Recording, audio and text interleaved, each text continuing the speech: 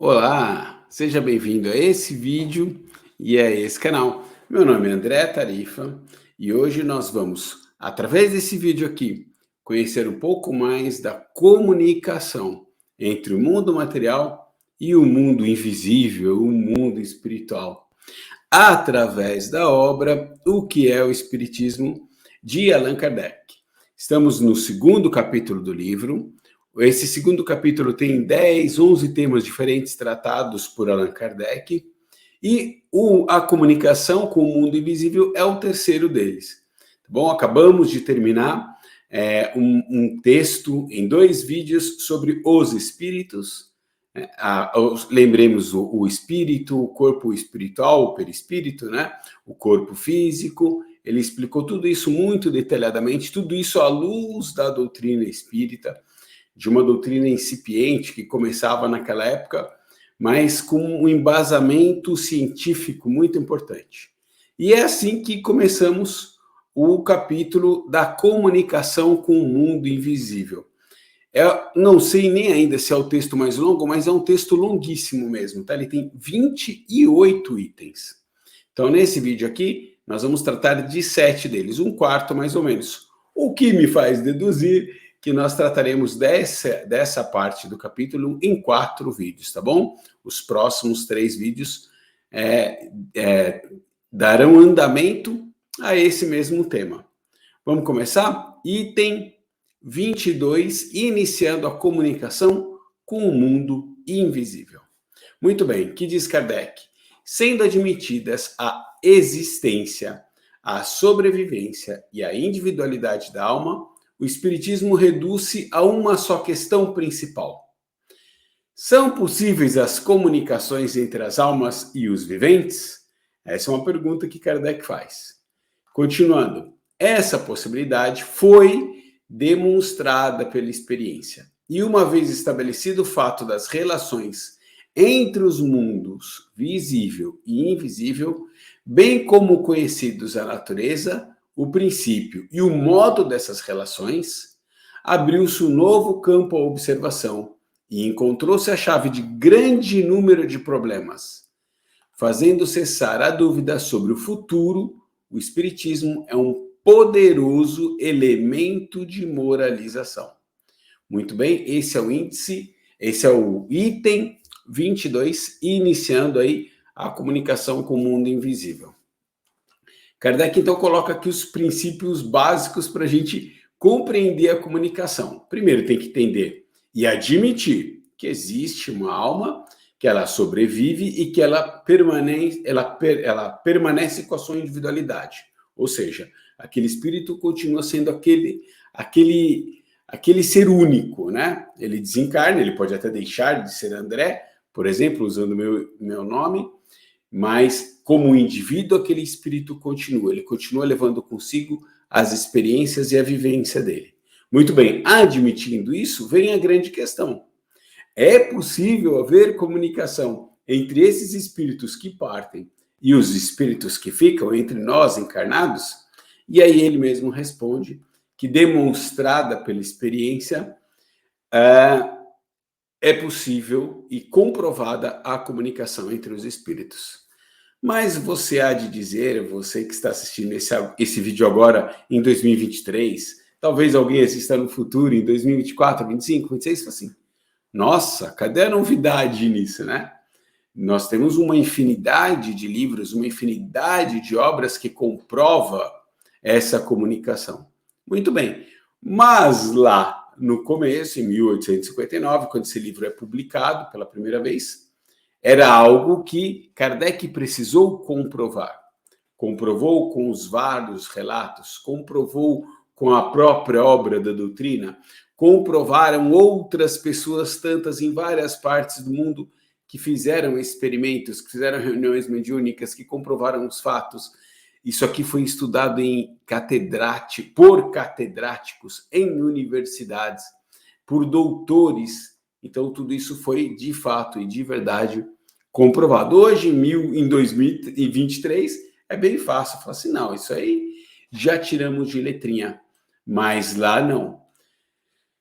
É muito importante entender como as leis todas se revelam nessa doutrina, né? Como a pedagogia da reencarnação, a pedagogia da justiça nas reencarnações se revela nessa doutrina. Como a causa das aflições se revela nessa doutrina. Como a causa e efeito é demonstrada nessa doutrina. E tudo isso é feito como?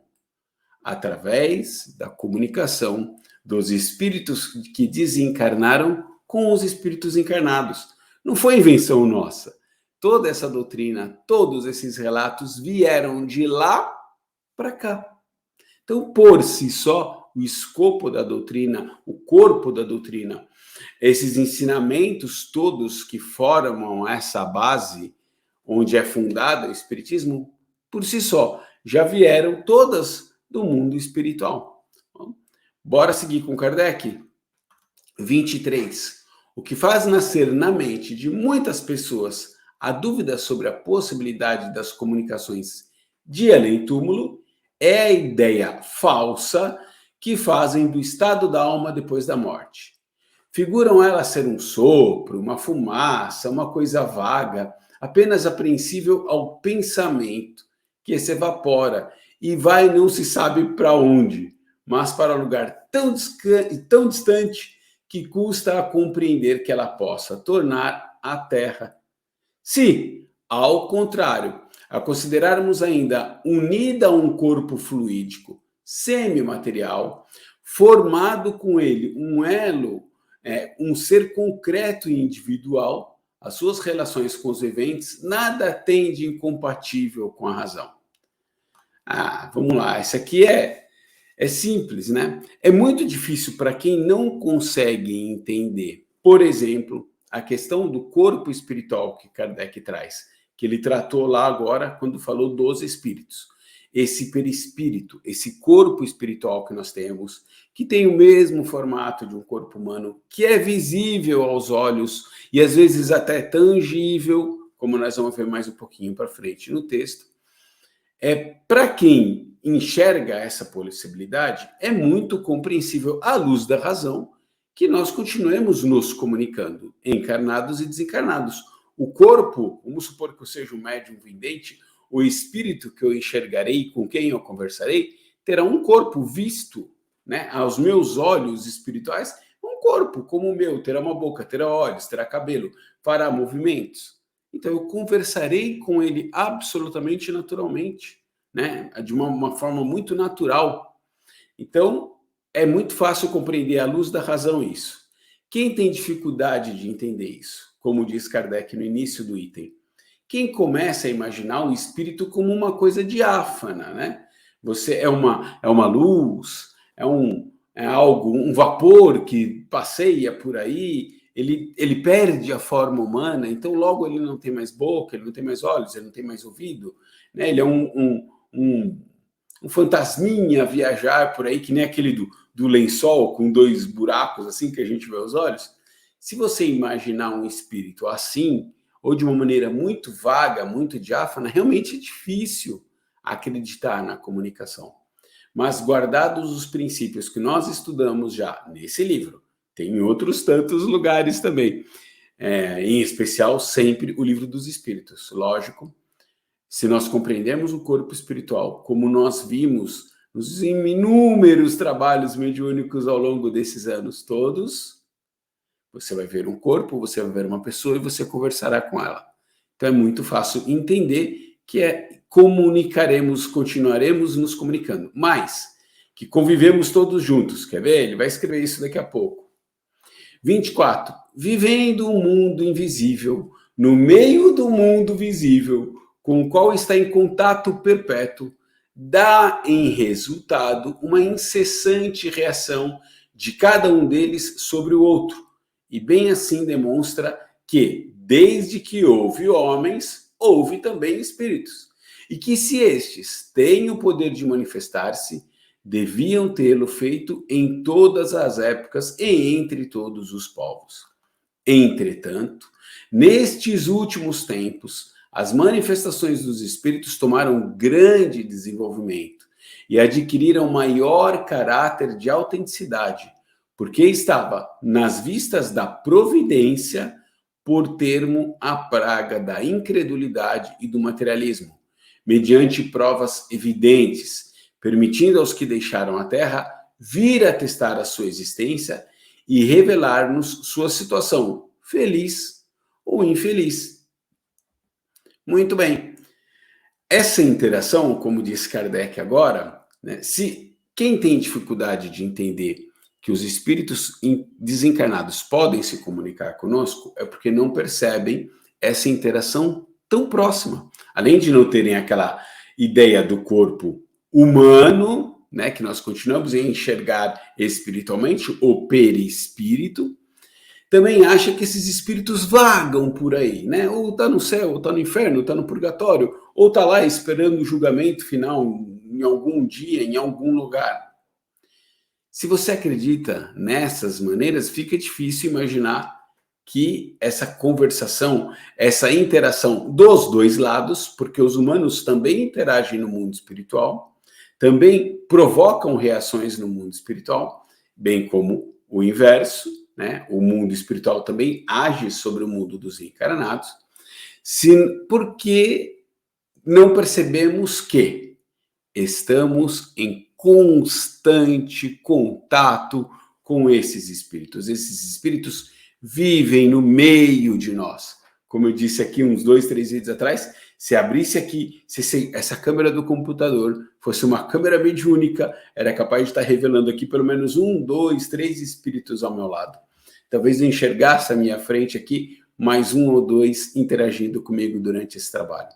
É assim aqui no meu escritório, é assim lá na minha casa, é assim dentro do centro espírita, é assim no meio da rua, no meio da via pública, é assim na igreja, no centro espírita, é assim em todo lugar.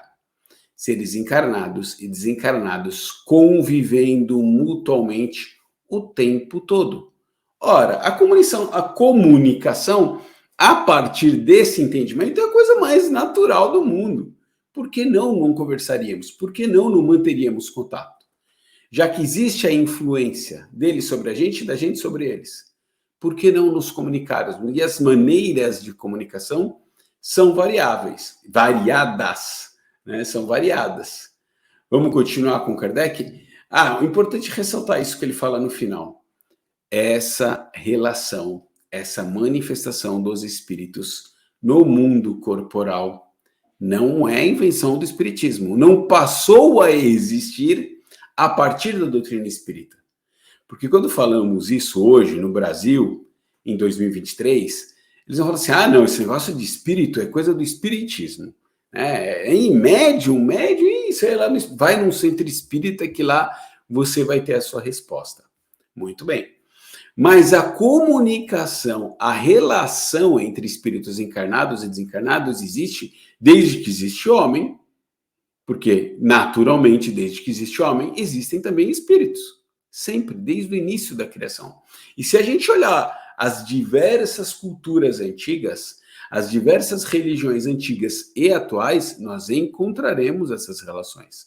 Se a gente abrir a Bíblia, está cheio de interação lá entre espírito desencarnado e espírito encarnado, no Antigo e no Novo Testamento.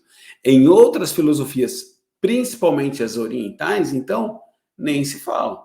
A interação também é constante, tanto quanto se encontra aqui no Espiritismo, tá bom? Então, isso não é invenção. A única coisa que ele chama a atenção aqui teve um determinado momento, dentro de uma planificação divina para esse planeta Terra, que essas coisas espalharam que nem rastilho de pólvora, como diz por aí, né? Começou a aparecer manifestação em toda parte. Para quê? Para quebrar a incredulidade e o materialismo. Essa foi a intenção. Primeira revelação, segunda revelação, terceira revelação. Nessa daqui, vamos abrir a porta, vamos escancarar. E foi exatamente o que aconteceu. Descortinou-se o mundo espiritual aos nossos olhos, aos nossos ouvidos, essa interação e relação que nós temos entre nós. É só essa a diferença. Existir, sempre existiu. Item 25. As relações entre os mundos visível e invisível podem ser ocultas ou patentes, espontâneas ou provocadas. Os espíritos atuam sobre os homens ocultamente, sugerindo-lhes pensamentos e influenciando-os, de modo perceptível, por meio de efeitos apreciáveis aos sentidos. As manifestações espontâneas se verificam inopinadamente de improviso. Produzem-se, muitas vezes, entre as pessoas mais estranhas, as ideias espíritas, as quais, não tendo meio de explicá-las, as atribuem a causas sobrenaturais.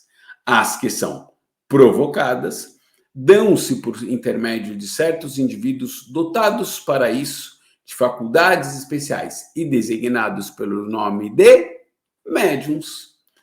Então vamos lá. Que bacana esse texto. A relação do mundo visível e invisível, essas relações, elas podem ser ocultas ou patentes, espontâneas ou provocadas. Ocultas é quando a gente, sem perceber, notamos ou recebemos a influenciação do mundo espiritual, né? Aquela intuição, aquele aviso, aquela ideia repentina que a gente tem quando fala assim, eu ia atravessar a rua, aí eu escuto aquela voz assim, não atravessa agora não. Aí, pumba, passa uma moto, passa um carro em altíssima velocidade que me atropelaria. Aquela ideia que eu estou precisando no momento que eu estou com uma indecisão muito séria. A intuição que se revela das diversas maneiras quando a gente está passando por um momento de aflição. E a inspiração que os artistas recebem nas suas obras, na literatura, na poesia, na música, nas artes cênicas, essa influenciação ela acontece de maneira oculta, imperceptível ao homem. Mas ela também pode ser perceptível. Quando? Diz Kardec aqui.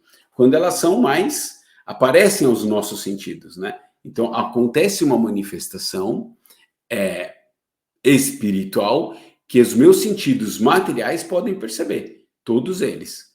Essas são as perceptíveis.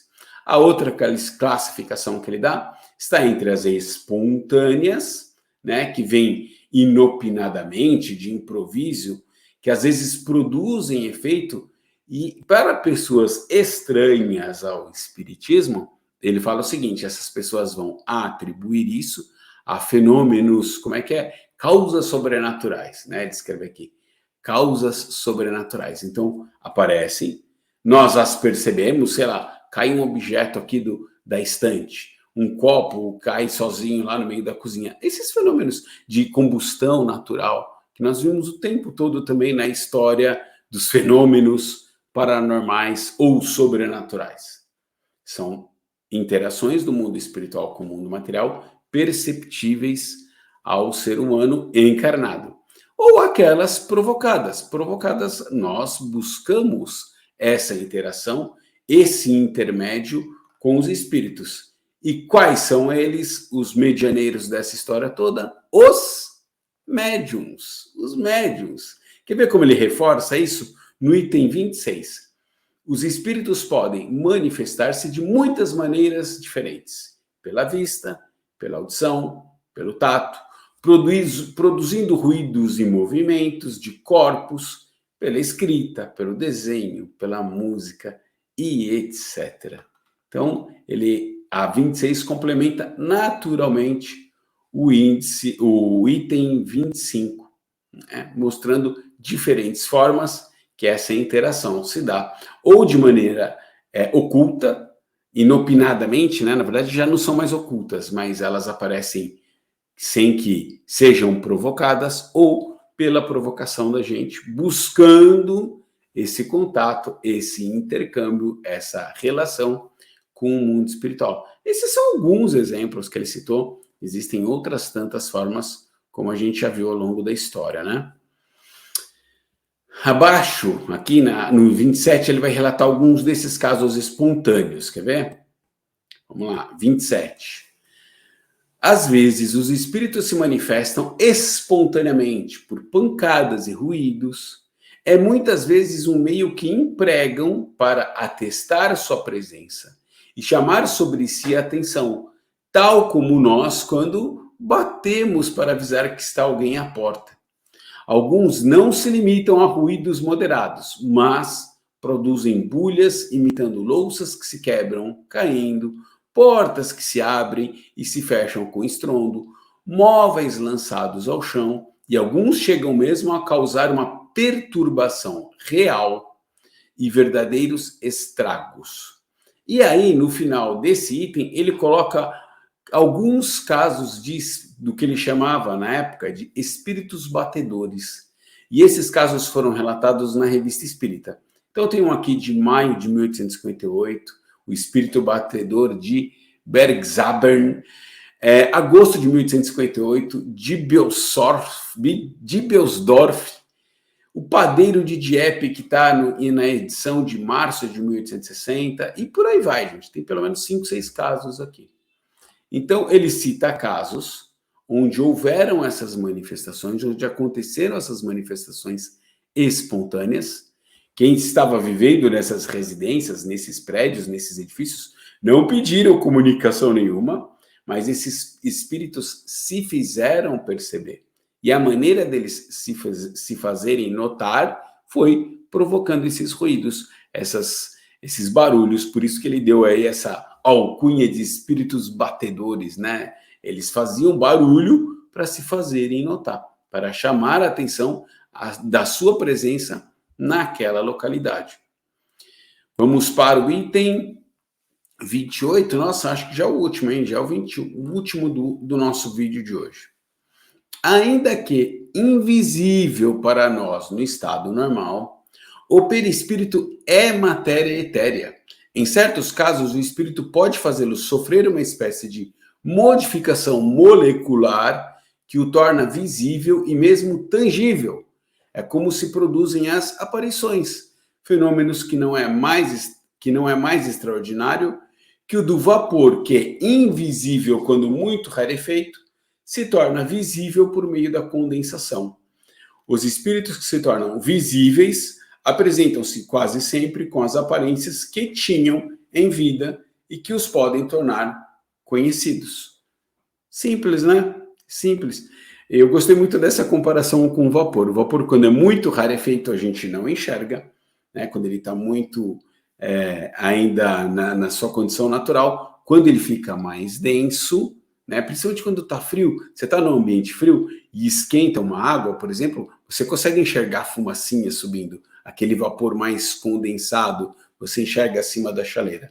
Então ele fala que o perispírito, para nós, se torna visível mais ou menos como esse vapor. Nós enxergaremos esse corpo se formando de uma matéria não tão densa quanto o corpo físico, não tão sutil quanto o espírito. Aí eles se farão aparecer, nós os veremos, nós nos contataremos. E qual é a aparência desse espírito? Normalmente a da última encarnação, porque é assim que eles se farão reconhecidos. Não adianta eu enxergar aqui, por exemplo, caso seja necessário, o meu avô queira aparecer para mim aqui agora, né? Então vamos supor que no trabalho mediúnico, meu avô queira se revelar aos meus olhos. Não vai adiantar ele vir com um formato perispiritual de uma antiga encarnação dele, eu não o reconhecerei. Então, ele naturalmente, para que eu o reconheça, para que eu me conecte com ele pelos laços da afetividade que nós temos, ele vai aparecer aqui com a figura do meu avô. Ao bater o olho nele, eu vou reconhecê-lo.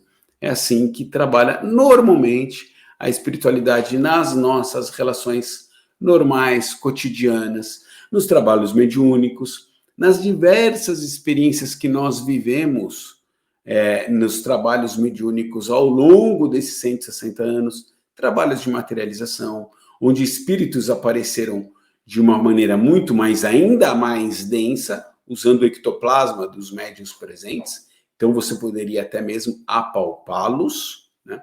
Temos aparições assim, a projeção de objetos, de flores, e as flores emitiam perfumes.